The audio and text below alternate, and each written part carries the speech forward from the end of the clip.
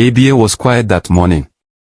The sun shone gently, the street hawkers shouted softly in the distance, and birds chirped as if rehearsing for a concert.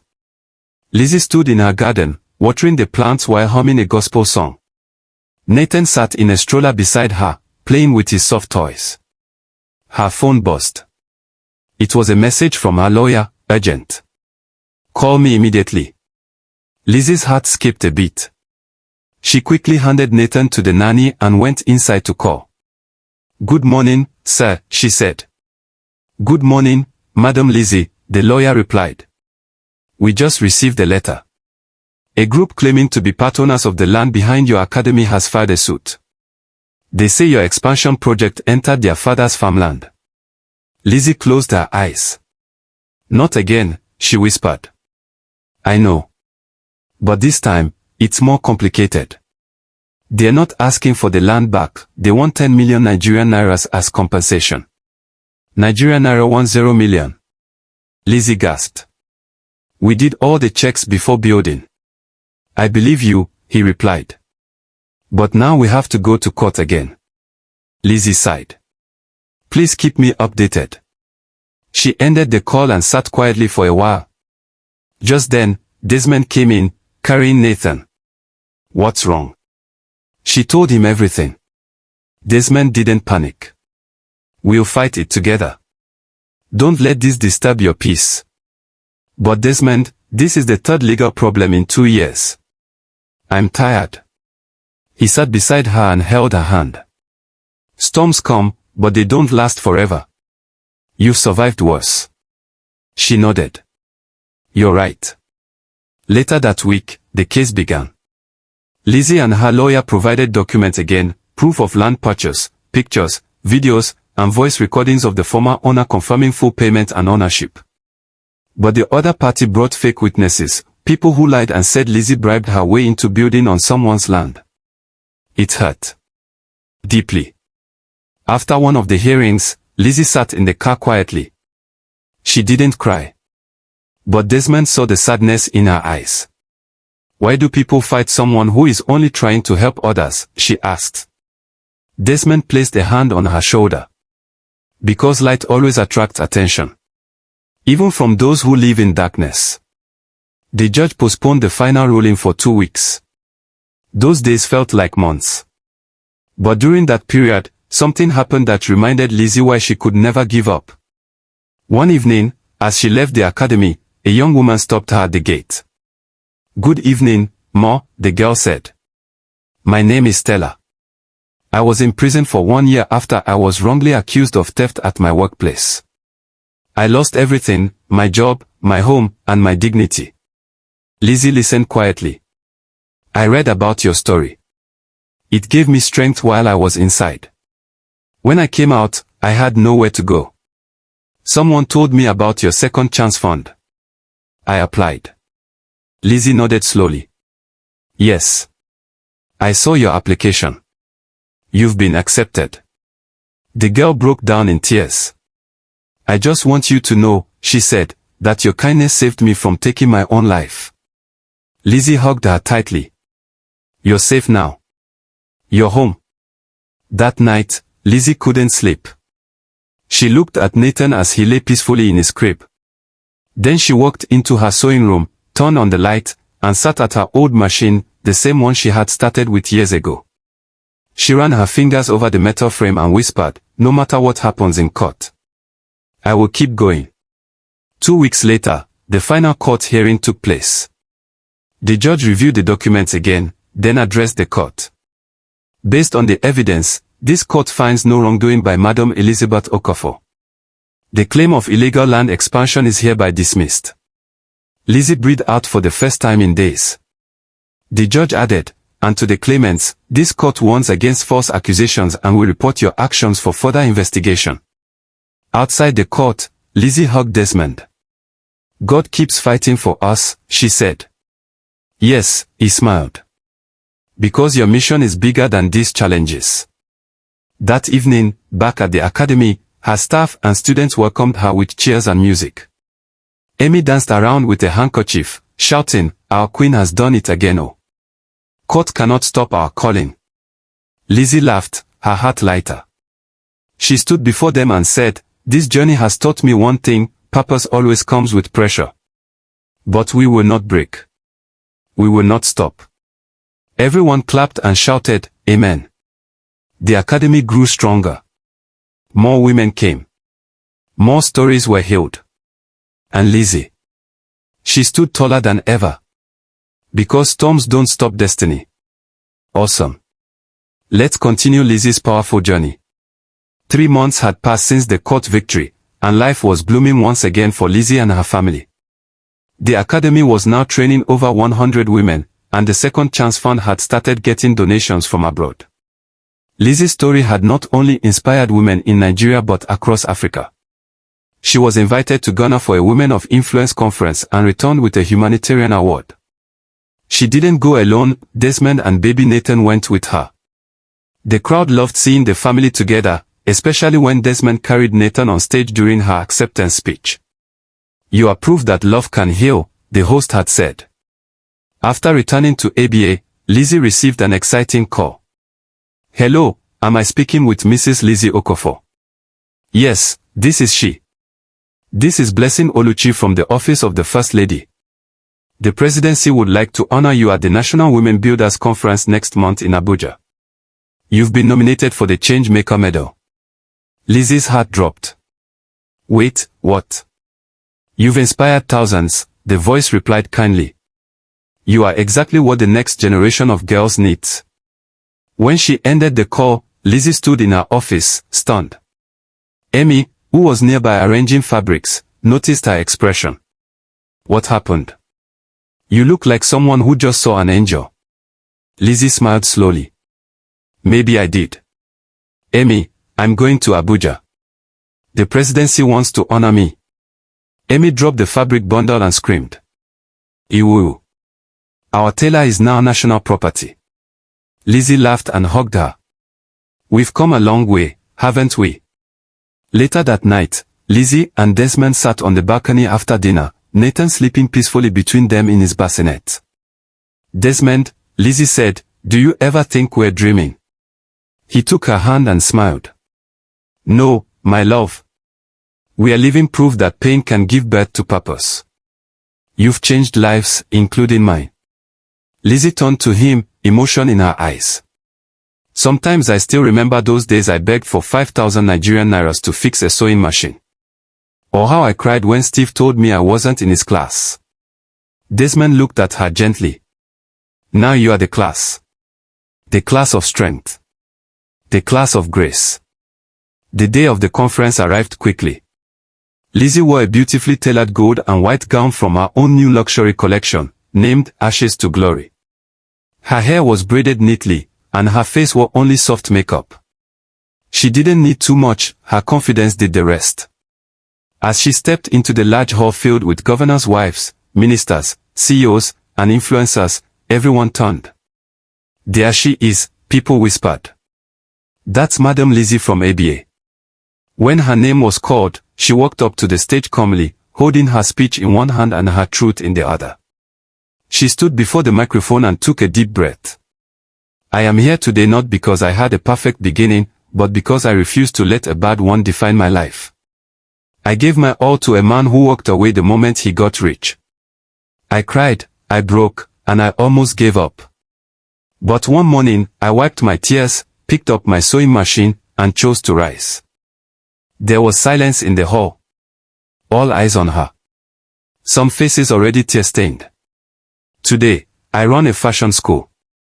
I've trained over 300 women. I've helped women from prison, from the street, from pain. And I'm not done yet. To every girl listening, your story is not over. Even when the world turns its back, you can turn your life around. Don't just survive. Thrive." The applause was thunderous. Many women stood. Some hugged strangers beside them. The First Lady herself came up and embraced Lizzy. "You are what this nation needs," she whispered. "Thank you for not hiding your scars." That evening, Lizzy returned to her hotel room and called Amy. "Amy," she said, "I did it." "No," Amy replied proudly. "We did it. Back in ABA, the whole city celebrated her return. Banners were hung across streets that read, "Welcome home, our queen. ABA is proud of you." Even a former landlord from years back called her, "Oh, Lizzy. Who would have known? Please come and bless this, our compound, again." "Oh." Lizzy laughed. "I will send some sewing machines for your daughters." She didn't forget where she came from. She just didn't stay there.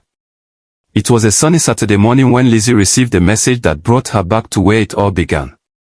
It was from Mrs. Agnes, her first ever landlady, the one who once allowed her to owe rent and eat on credit during the tough days. "Dear Lizzy, please, can you visit me this weekend? I need your help. It's urgent." Lizzy replied immediately, "I will come this afternoon." She hadn't been back to that one-room apartment area in years. As Desmond helped her pack a few items for the trip, she felt something deep stirring in her chest. Not fear. Not shame. Just deep reflection. As she arrived at the compound, memories hit her. The narrow corridors. The iron doors. The familiar smell of wet sand and local food. Nothing had changed, except her. Mrs. Agnes was sitting outside in her wrapper and old blouse. When she saw Lizzy, her eyes filled with tears. "My daughter," she said, standing up slowly. "You came." Lizzy hugged her tightly. "You were there when I had nothing. How could I forget you?" They sat under the mango tree. Mrs. Agnes held Lizzy's hand gently. "I know I'm old," she said, "but I've watched your journey on TV, in papers. I tell everyone, that girl lived in my house." They both laughed.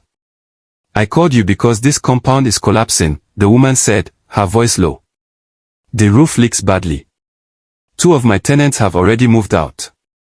I can't fix it. My children are far. My knees are weak. And I don't know who else to turn to." Lizzy looked around. The zinc sheets on the roof were rusty. The walls had deep cracks. The once lively compound now looked tired, like it was ready to give up. She took a deep breath and said, "I rebuild it for you." Mrs. Agnes' eyes widened. Yes. I fix everything. Not just the roof. I rebuilt this place into a proper mini-estate. You helped me when I was down. Now it's my turn." The woman fell to her knees in tears, but Lizzy quickly pulled her up. "Mama, no. Don't kneel for me." That week, Lizzy called her construction team. The project began immediately. She even renamed the compound Grace Courtyard. Each room would be turned into a self-contained mini-flat, with clean water and tiled floors. One flat would be for Mrs. Agnes, free for life. As the work started, neighbors came out in awe. "Not that same Lizzy from this area. See how God dey lift person. Not tailor work do all this." "Yes," Lizzy told them with a smile. "Hard work and God's help." Later that month, she invited all her current and former students to an event called the Celebration of Scars. It was held in the new hall at her academy. Women shared their stories of abuse, betrayal, loss, and healing. Comfort, one of the second chance graduates, shared her story of escaping an abusive husband and now running her own fashion shop. Joy, the young mother from 𝐬𝐮𝐬𝐫𝐷𝐻, shared how she was now training 2 girls under her and had moved into her first rented apartment. And then, Amarachi, the quiet teenager from Umuahia, stood shyly and held the mic. "I used to think I had no future. But Auntie Lizzy gave me one. She didn't just teach me how to sew. She gave me back my voice." When Lizzy stood up to speak, she didn't hold a paper. She didn't rehearse. She just spoke from her heart. This hall is not just made of bricks. It's made of stories. Of tears. Of triumph. We've all been broken at some point. But look around, our scars have become our strength. If no one believes in you, believe in yourself. That's what I did. She paused and looked around. And if you fall, don't be afraid to get up again. Because sometimes, the fall is what teaches you how to fly. As the applause echoed in the room, Lizzy turned and saw Desmond holding Nathan, now a year old, clapping with tiny hands. Tears filled her eyes. This wasn't just success. This was legacy. That evening, she stood on the balcony of her home, looking at the stars, the breeze soft against her face. Desmond joined her, wrapping his arms around her waist. "You've changed so many lives, Lizzy." She rested her head on his shoulder. "But it all started with changing mine." The morning sun poured gently through the wide windows of Lizzy's Touch headquarters, bathing the walls in golden light. It was a special day, a quiet celebration of 10 years since Lizzy had first started with just one sewing machine and one customer. The academy was filled with decorations, laughter, and the aroma of jollof rice. There was no loud party, just the people who mattered most, her students, her team, her family, and a few close friends. A banner stretched across the wall, from brokenness to brilliance, celebrating a decade of Lizzy's touch. Lizzy stood quietly, watching the joyful scene around her, students dancing, instructors hugging, the sound of babies giggling in the arms of women who had once walked into the academy with tear-streaked faces. She stepped outside to catch a breath. The soft wind carried the scent of fresh flowers from the garden she had planted 2 years ago, the same spot where she had once told Desmond, "Do you think I'll ever be enough?" Now, she smiled at that memory. Yes. She was more than enough. Desmond joined her outside with Nathan, now almost 2 years old and full of energy. He ran up to Lizzy, hugging her legs. "Mommy," he shouted. "Come and see my drum." She bent and kissed his forehead. "I'm coming, my prince." Desmond chuckled. "He gets louder every day." "Just like his father," she teased. They stood side by side, watching the celebration from the garden. "You know," Desmond said, "I've watched you grow into someone the world cannot ignore." Lizzy looked at him softly. "I didn't do it alone." "But you started it," he said. "You dared to dream even when everything fell apart." She nodded, thinking of all the versions of herself that once cried, doubted, prayed, and fought through pain. Then Amy walked over, fanning herself. "I just wanted to say," she began dramatically, "as the official witness of your entire journey, I approve of your glow-up." Lizzy laughed. "Thank you, Madam Amy." "No, seriously," Amy said, her voice softening. "You changed lives, Lizzy. You gave broken women wings. You're not just a tailor. You're a transformer." Lizzy held her hand. "So are you? I couldn't have done this without you." Just then, one of the early students, now a trained fashion tutor at the academy, brought a gift box. "Madam Lizzy, this is from all of us. Just a little surprise." Inside was a framed piece of Ankara fabric, hand-stitched with words that made Lizzy's eyes fill with tears. "You healed us by stitching your scars into strength. Thank you." She held the frame close to her chest, unable to speak. Later that night, when everyone had gone and the hall was empty, Lizzy sat on the academy's front steps beside Desmond and Nathan, who had fallen asleep on her shoulder. Stars blinked gently above them. 10 years ago, Lizzy whispered, "I thought I had lost everything." "And now?" Desmond asked. "I've found more than I ever imagined," she said. "Love, family, purpose, and peace." They sat in silence, just listening to the wind rustling through the leaves. Finally, Lizzy stood, cradling Nathan. "I think I'll write another book," she said. "Oh?" Desmond asked. "What will you call it?" She looked up at the sky and smiled. "More than enough." Because that's what she had become. Not just the girl who was used and forgotten. Not just the woman who rebuilt her life. But a voice, a guide, a flame. And above all, someone who had turned her brokenness into a blueprint for others to rise. If you enjoyed the tale, if so, please like the video, share, comment, and don't forget to subscribe. Also turn on your notification to get more enchanted tales like this one. Goodbye.